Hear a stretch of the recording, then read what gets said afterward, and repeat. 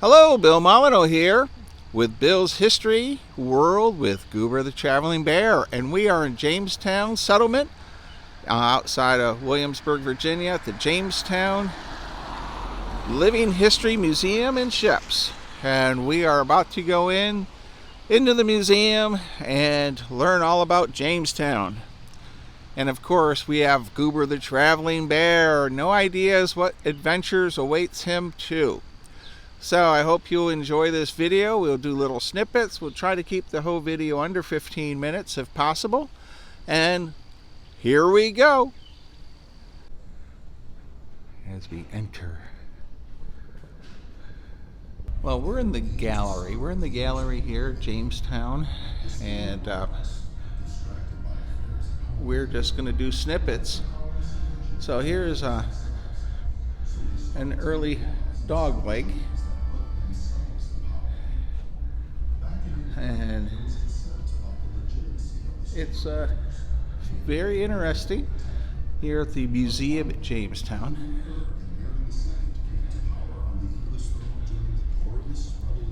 So we're just going to do snippets all through this museum. So here we have the Civil War in Virginia, but not the American Civil War, the British Civil War. And Josh, I'm not really familiar with the English Civil War in England. Can you just do a 10-second talk? The English Civil War was, wow, you're putting me on the spot here now. An element of the English Civil War was large blocks of pikemen, and they would be, usually accompanied on either side by men armed with muskets. And this is an example of the armor that the pikemen wore. Okay. That's pretty cool. All right. Our video today may contain bloopers. Native Americans, of course, are well represented in this museum. And here we show a canoe and how they were dug and burnt and carved out. Very nice.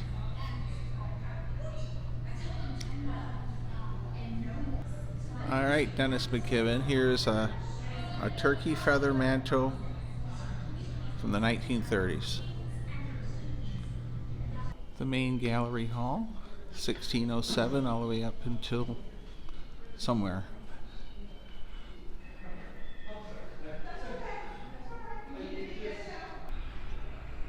Early Native American life. Incredible. And our Native Americans are hunting a deer.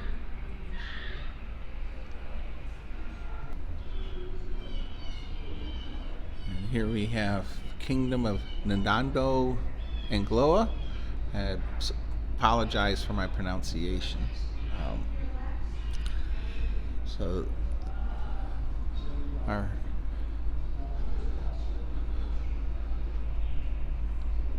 tobacco pipe.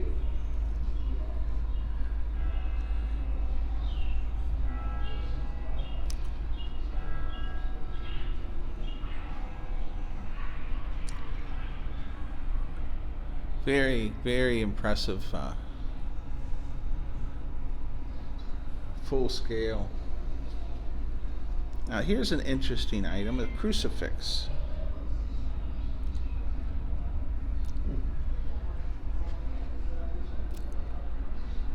All right, we're going to continue down the path.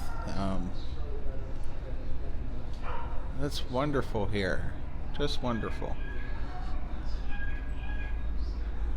We're being non-intrusive with our camera. There's absolutely no one here at the moment. We're here bright and early. We're just doing snippets. Little snippets here and there. Here we have a room of how it would be furnished in the 1600s, and this is rich people's homes. And quite impressive. Beautiful woodwork.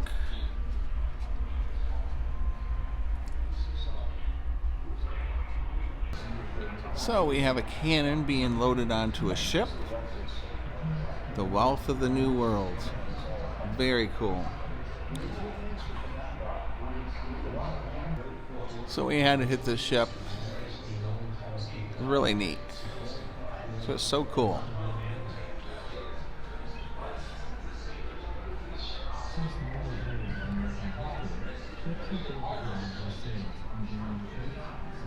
And poor wife and children. I am much grieved that my estate is so mean. I beseech God of His mercy that at the end of this long and dangerous so this voyage, is what the that I will find in this new land the riches to pay my debts. and of course And then return the to my sleeping family and quarters. restore our station once more. Josh, climb in there. Let it not be said. Yes, it's a hands-on museum. There goes Josh. Look at that. And the propagation of His kingdom amongst the Would you say that's average or above average compared to the hotels that I would get? Oh, I'd say that's well above average. Okay. All right, so we are in a reconstructed ship. They have a very nice video program going on, and we'll continue on our adventures.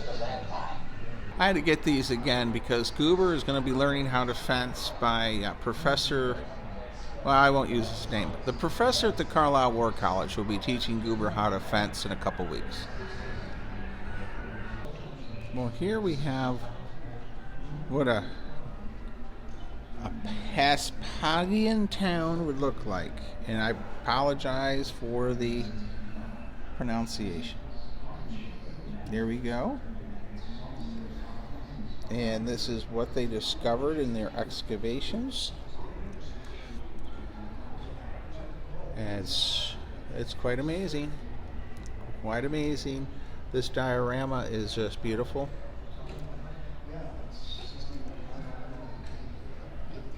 The museum has a great deal to offer. Here we have the weapons of the Jamestown soldier, including the matchlock.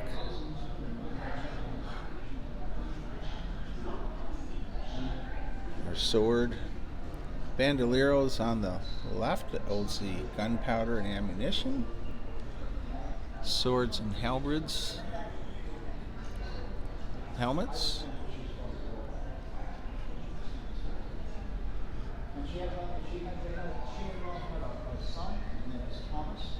All right. And here we have a gun on the naval carriage. This would be in the fort. That's a big cannon. Well, we are in the museum still, but we've come across Bacon's Rebellion, Jamestown, Virginia, 1676. Now, I'm going to be taking Josh to the Bacon's Castle, which was the headquarters for the uprising, and I'm not going to bore everyone with reading this. I don't do that much on my videos. I just give you snippets, but we will be visiting Bacon's Castle and the uprising, the rebellion.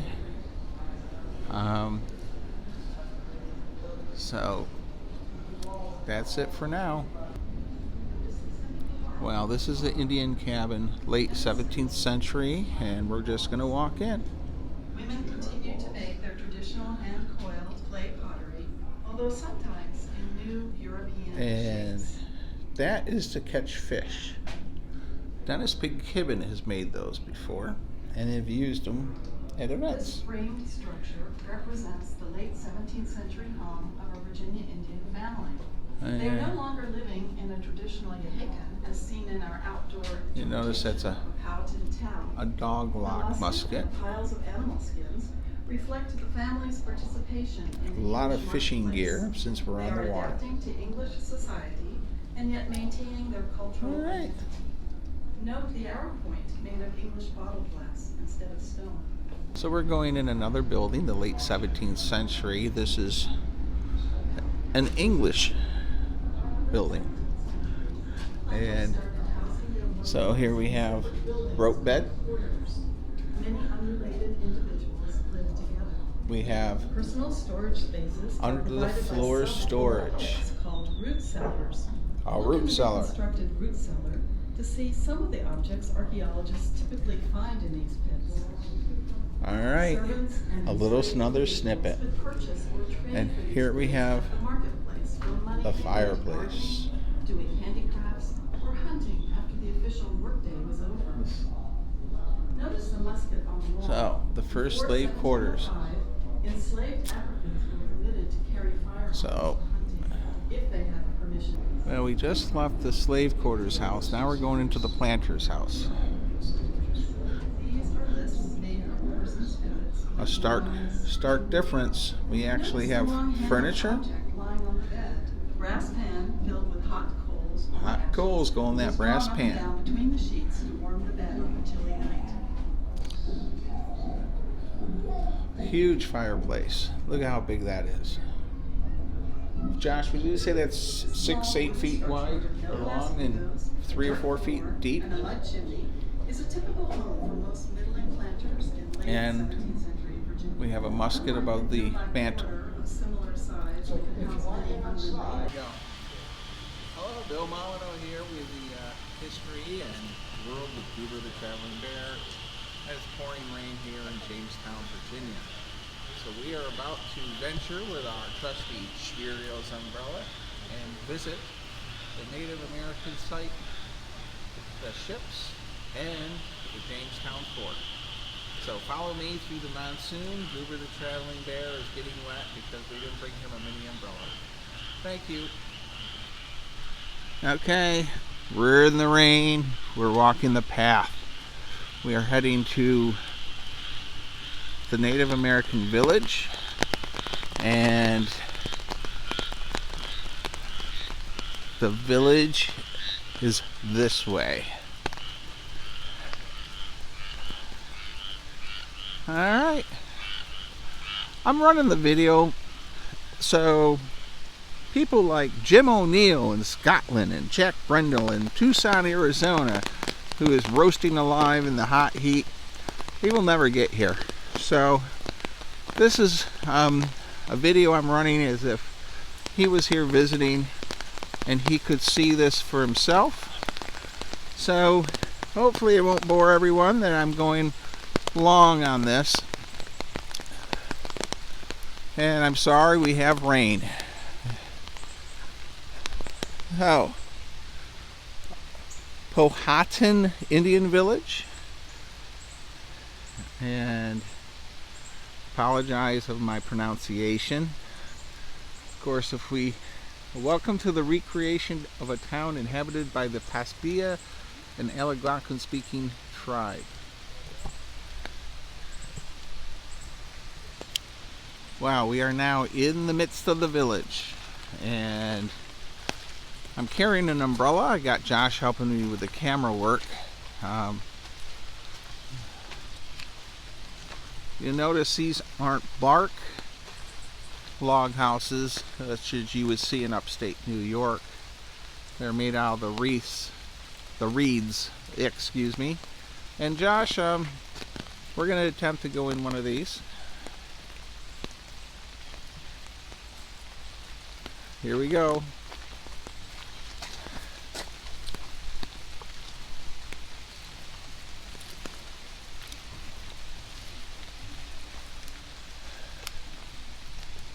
Oh.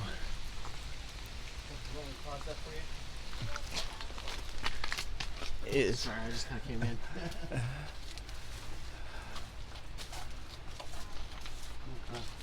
Little war club up there. We have our Native American War Club. Antlers, pelts. Very nice. And Josh is standing by the fire.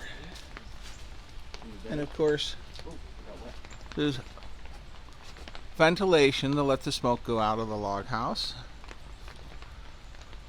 And I hope Turtle and Queen Elizabeth, the French Indian War reenactors, watch this video and see this. It's pretty impressive how well the reeds work keeping the water out, though. It's very dry in here, wouldn't you say, Yeah, Josh? It's very dry in here. All right, I'm going to turn the camera off. We'll go into another one. Okay, we are in another one of these long houses, and we're fighting the elements And Goober the Traveling Bear is in a bag right now, by the way, if you're wondering. You don't want him to get soaking wet because he smells like a dead dog or something when he's all soaking wet. So we're trying to keep him dry. But as you can see, here is a bed with deer hides. And everything is being stored up top in the weaved bags. And we have pelts. We have skunk, fox, and very dry in here, as Josh has said. Right, Josh? Yes, very dry. It's impressively dry in here. Okay. All right, well, we're going to move on. We're going to go check on the boats next, and then the fort.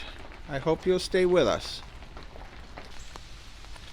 Well, we're getting ready to leave our Native American village, and there are historians here, living history historians, and doing interpretation talks. But we are on a time schedule, so we're going to leave the village. I'm going to give a back view of it, and we're going to head to the ships. Now,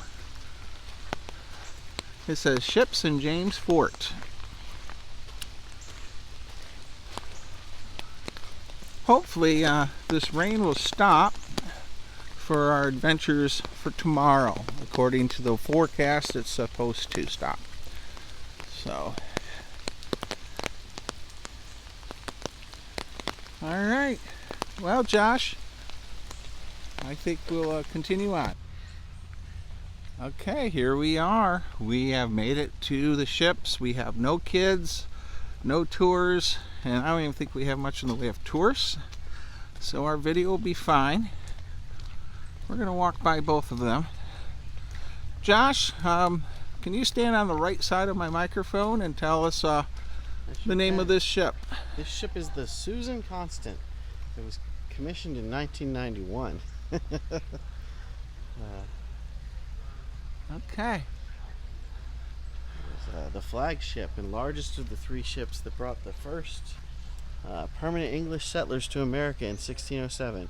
While anchored in the River Thames near Limehouse, it was involved in a minor collision with another vessel which led to a case in the High Court of Admiralty. The resulting court records were used to assist in determining the size of this recreation. The original was probably built in 1605 and almost certainly built on the River Thames near London. Soon after the Jamestown colony was planted, the Susan Constant returned to England, continuing its career as an ordinary trading vessel. Okay. And we see a swivel gun up there. Okay. And these ships were used in the movie Alone, Yet Not Alone.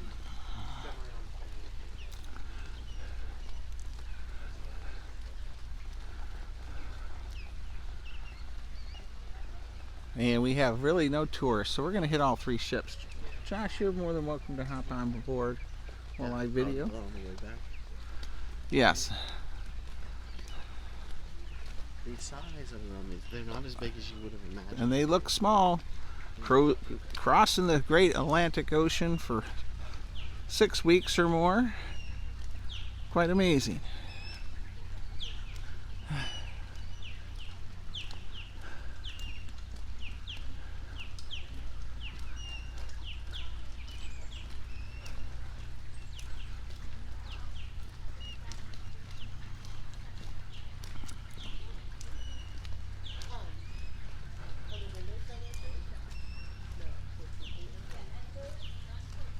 All right. This is the Godspeed. Very nice. We're on what ship are we on, sir? This is the Godspeed. So she is the middle-sized of the three ships that came over in 1607. She would have carried 52 men on the 144-day voyage from London to Virginia. About 13 crew, 39 passengers. Now she's only meant for 13 crew and about 40 tons of cargo. So those passengers, they're all extra. They'll be spending most of their time in the cargo hold below me with about 40 tons of cargo. how hot did it get down there? It could probably get pretty stuffy. It's going to be really stagnant. Your only light and airflow would be through the hatch, which you can see right now is covered up. So, for example, if we were in a storm or something, you'd cover that hatch up so we wouldn't be getting much light and airflow. Otherwise, it's all just coming through there. So 144 days, what's that, about 6 weeks? About a week shy of 5 months. Oh my God. Yeah, and that's long even for the time period. So, average voyage in the 17th century is around 90 days. Okay. To get across the Atlantic, this voyage takes a lot longer, partially due to basically England on their way out. So they leave London in December 1606, come out into the English Channel, make it to the Downs, and the storm rolls in, brings unprosperous winds with it. So basically winds blowing the wrong direction for about 6 weeks. So they just lie at anchor for 6 weeks, waiting for a better weather window. Wow. All right, and the 3 ships here, this is what, the smallest of the 3? She's the middle sized. Okay. All right, well, thank you very much for your time, and we'll be placing this video on my History channel. Thank you. My pleasure. Well, we're going to zap the front of the bow of the ship, I guess I should. Over here. And then the stern, and wow, there's a close-up of a swivel gun. And we are fighting the elements here. Luckily, we're going to Hampton Roads Winery later for some fortitude wine, fortified wine. So, and our bow of our ship pointing out into the ocean, which my wife would say, that's not the ocean, that's the river. Which is very true. Cross. She'll be useful when she gets there. All right, well, we are on board the smallest of the 3, correct? And we have an anchor, so we have Josh in the background, and here's how we control the rudder.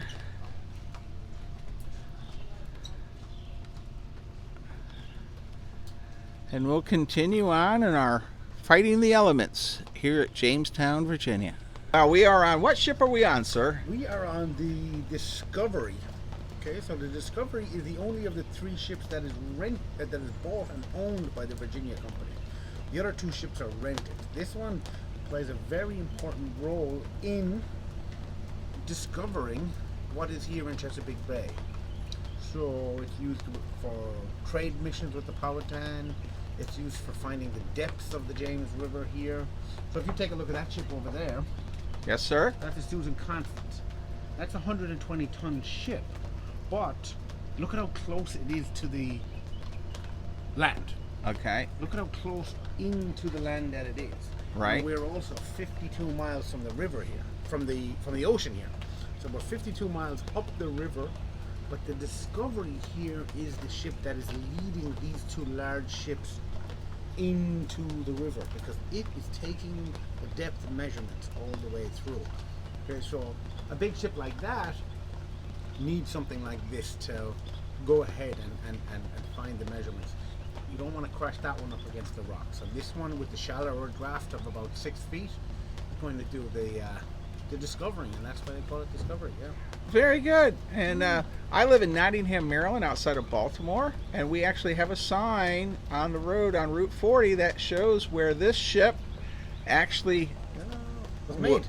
was up with John Smith. Oh, okay. Yes, of course. Yeah. And he went up way up almost to Bel Air, Maryland. So Yeah, it's great how we can combine history. Anything else you would like to say about Jamestown and your living everything that's so wonderful here? Oh, wow. Well, Jamestown is the beginning of the meeting of those 3 cultures, which are the Native Americans, the European Americans, and the African Americans. It all starts here. 1619, we have the first Democratic Assembly, and we also have the first enslaved people that are brought here from West Central Africa. So it ties those 3 cultures together, yeah. Well, thank you very much for giving me a quick interview, and thank you for everything you do to help educate people about history. Happy to help. Well, this is the largest of the 3 ships, and there are people on it, so we will not get an interview with this one, but we are doing a snippet. And don't forget, these ships were used in the movie Alone Yet Not Alone, the great French Indian War video. You've got a little buzzard up there on that. And we got a buzzard up there. Yep. Hello, sir. What ship am I on? So this here is our recreation of the Susan Constant. She carried 71 men and 120 tons of cargo in 1607. You would find up forward here is where your common sailors would live. Officers are back aft. That will account for the 17 crew. The 54 passengers, though, which the ship is designed to carry none of, they're all down below on the tween deck and whatever space is available. So it's going to be cozy. Wow. And we were told it takes 5 months. This voyage is 4.5, almost 5 months, 144 days to be precise. That is not average for a transatlantic voyage, though. That's usually going to be closer to about 90 days using the same route. Well, thank you very, very much, and thank you for everything you do here, trying to educate everyone about history and here in America. And I'll close this out. Is there anything else you'd like to say? For those watching, I hope you all come and visit us here at Jamestown Settlement. All right, and that's what this video is for, is try to get people off the couch and visit a historic site near them. Thank you. Gosh, where are we going now? Well, we're heading to the fort right up here. We've just finished up on the ships, and now we're going to go check out this fort. All right, so we're now heading out to the fort. And we're walking the path. All right, here we go.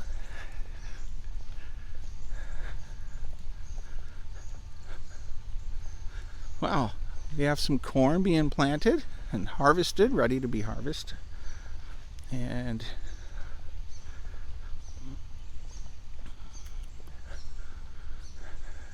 very, very nice. So we're gonna video this fort as if Jack was walking with us from Tucson, Arizona. Now I have another YouTube and Facebook follower named Jack in Columbia or Maryland, and he follows my YouTube adventures. He's the Vietnam vet who is a Marine.